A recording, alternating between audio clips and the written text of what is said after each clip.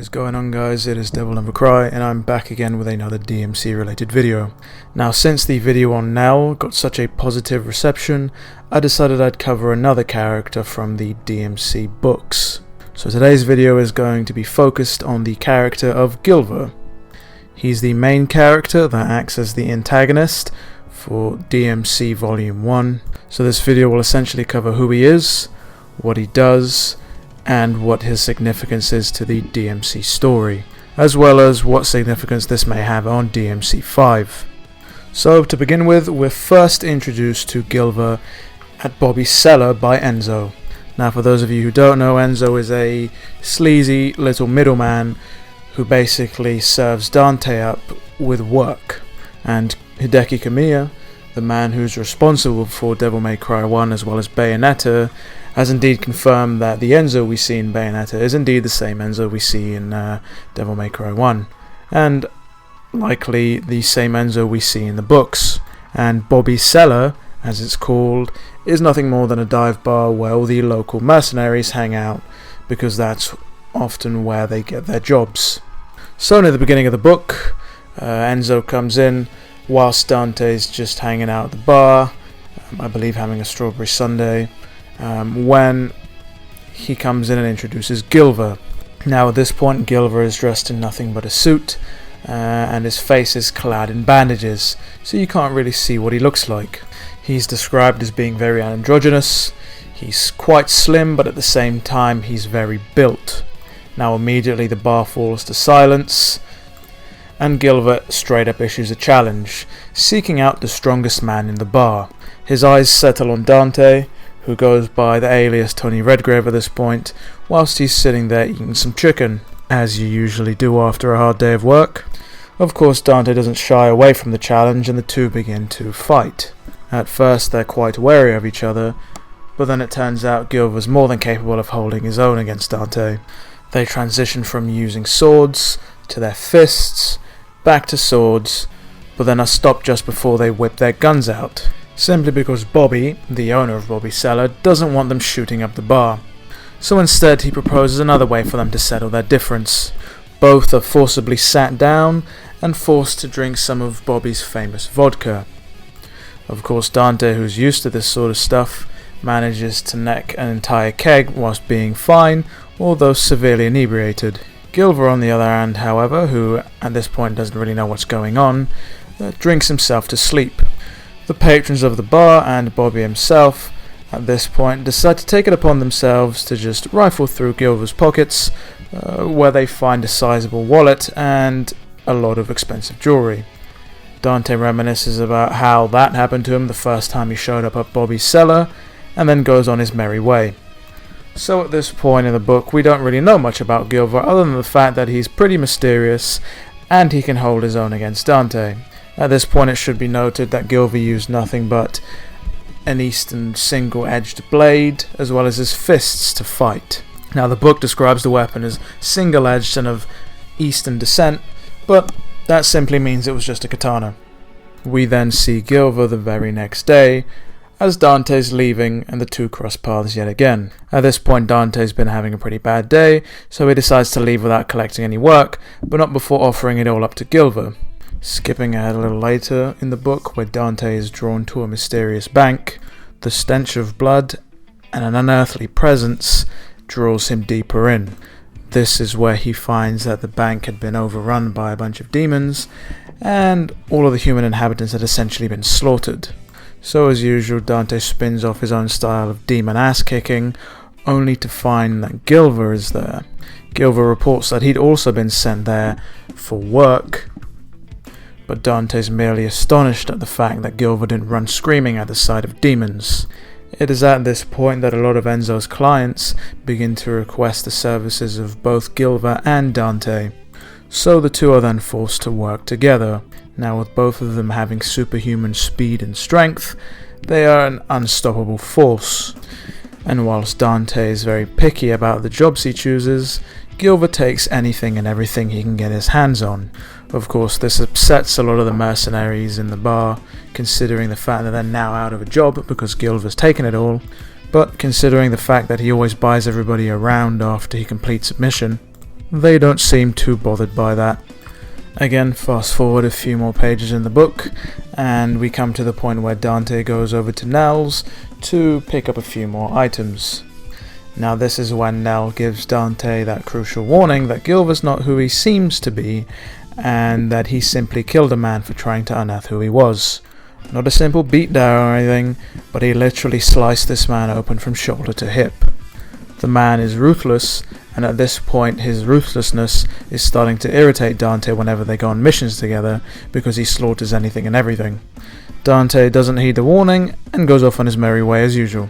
Now this is when Gilver enters Nell's workshop, picks out a weapon despite the fact Nell doesn't want to sell him anything, slams some money down on the counter and yanks the weapon right off the wall. And if you want to be rather picky about what he actually took, I believe it was a heavily modified, sawn-off double-barreled shotgun that was capable of storing 10 cartridges.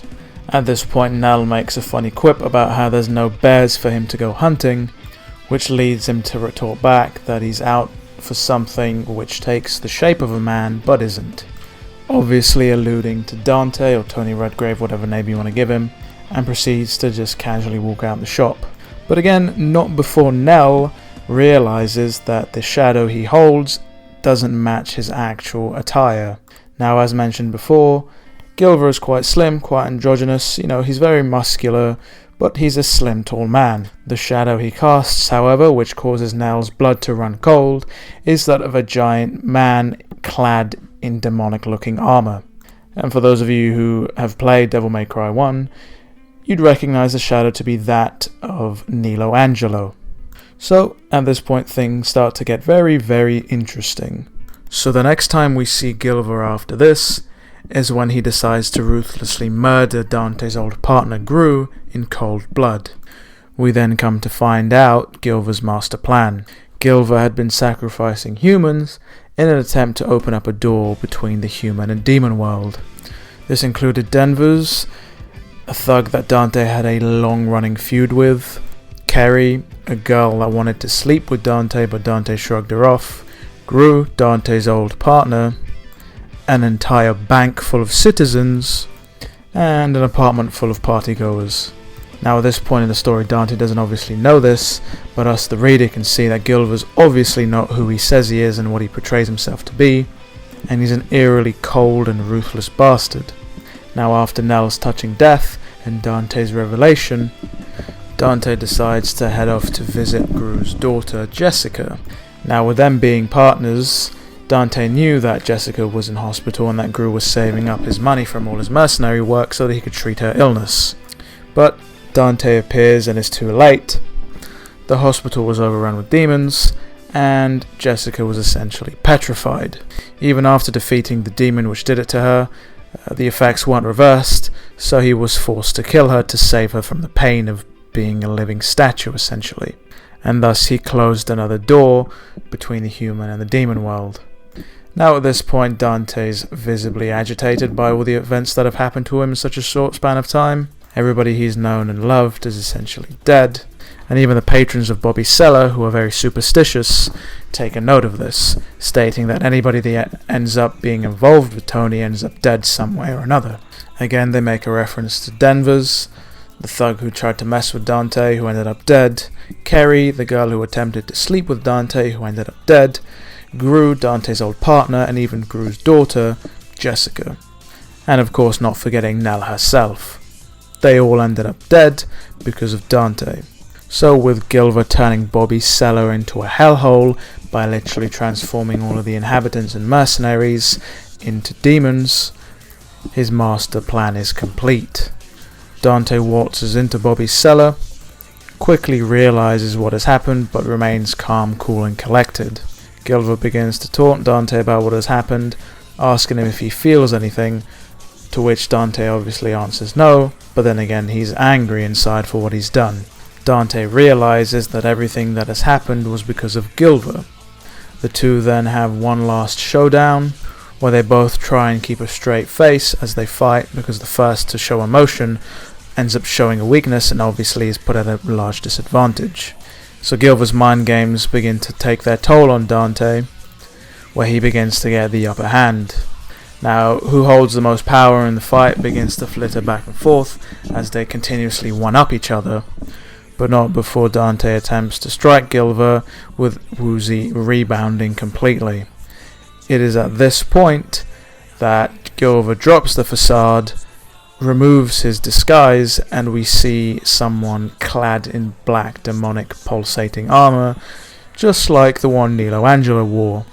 Dante's obviously shocked as what he's seen, and his power quickly begins to fade as the entirety of Bobby's cellar begins to descend into hell.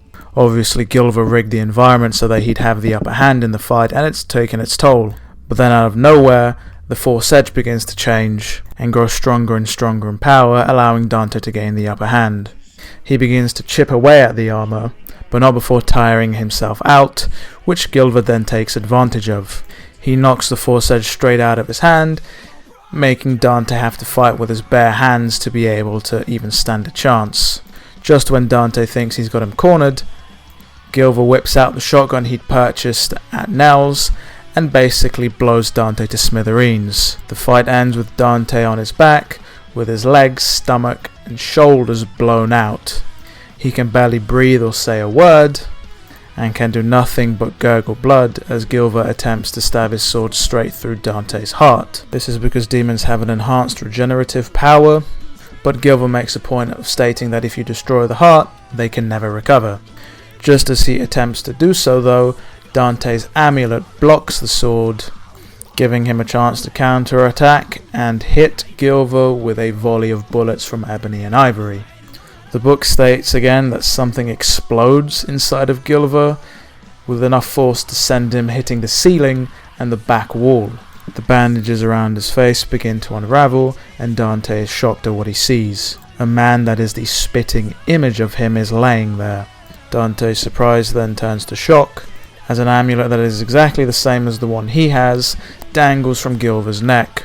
As Dante crawls towards Gilver's body so they can get a better look at him, he shouts, demanding answers, but Gilver's face just turns into a snarl as he remains silent. It is at this point that his body begins to fade away molecule by molecule, along with the sword and amulet. Dante then stares at his own amulet before realizing that there's two names inscribed in it, his own and his brother Virgil's. That is when he comes to the sudden realization that Gilver is indeed Virgil.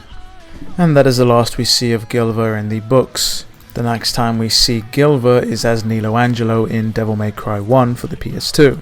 Now of course we don't know if this is the same Virgil we see in DevilNeverCry 3, but nothing in DMC 3 contradicts this version of Gilver. Obviously at the end of DMC 3, Virgil loses to Mundus and is corrupted, and he is turned into Nilo.